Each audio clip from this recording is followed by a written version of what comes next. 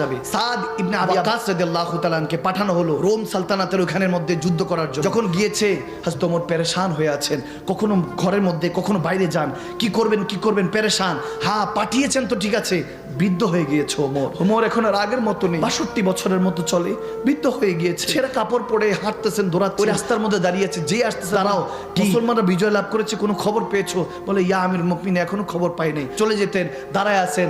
যখন আবি ওয়াক্কাস রাদিয়াল্লাহু তাআলা কাসেদ পাঠালেন, যাও চিঠি নিয়ে যাও, তোমার কাছে বলো যে আমরা আল্লাহর রহমতে জিত লাভ করেছি, সুবহানাল্লাহ, ফাতেহ করেছি। ওই কাসেদ যিনি ছিলেন, জেনার কাছে পাঠানো হয়েছে, ওই প্রজা হয়তো বা ঠিক মতো হযরত ওমরকে চিনেন না, অনেক আগে দেখেছেন দু একবার, বুঝেন নাই। হযরত ওমর তখন বৃদ্ধ হয়ে গিয়েছে। মদিনার কাছাকাছি এসে ঘোড়ার মধ্যেই হযরত ওমর ডাক দিয়ে বসলেন, কোথা থেকে আসছো? মনে হচ্ছে রোম সালতানাত থেকে আসছো। বলে হ্যাঁ, মুসলমানরা কি বিজয় লাভ করেছে?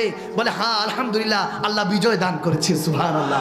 তখন হযরত ওমরকে দেখে, ছিঁড়া ফাটা দেখে চিনতে পারে নাই। বলে গোলাম, তুমি মনে হয় মদিনারই গোলাম মনে হয়। বলে হ্যাঁ, আমি মদিনার গোলাম। হযরত ওমর হাঁটতেছেন, সে ঘোড়ার মধ্যে চড়ছে। হযরত ওমর জিজ্ঞেস করছেন, খালিদ বিন ওয়ালিদ কেমন আছে? হযরত উসামা কেমন আছেন? যায়েদ বিন হারিস কেমন আছেন? ভালো আছেন, সুস্থ আছেন? ওনারা কি হায়াতে আছেন নাকি শহীদ হয়ে গিয়েছেন? শহীদ কতজন হয়েছেন? এভাবে কথা বলছেন। আর ওই কাসেদ সেও হাঁটতেছে, ঘোড়ার মধ্যে চড়ছে।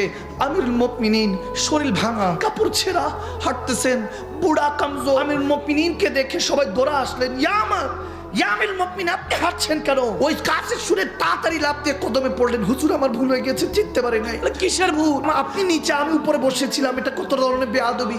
ওমর কেঁদে দিলে, কান্না করে বলতেছেন, এখন ওমর যুদ্ধ যেতে পারে না, লোকজনকে পাঠাচ্ছে, নবীর জন্য আল্লাহর জন্য উঠতে ভুলে গেছি। সে ওমরের আবার কিসের ভুল? ওমরের জিন্দেগি পুরাটা ভুল, গুনাহ দিয়ে ওমরের জিন্দেগি ভরা।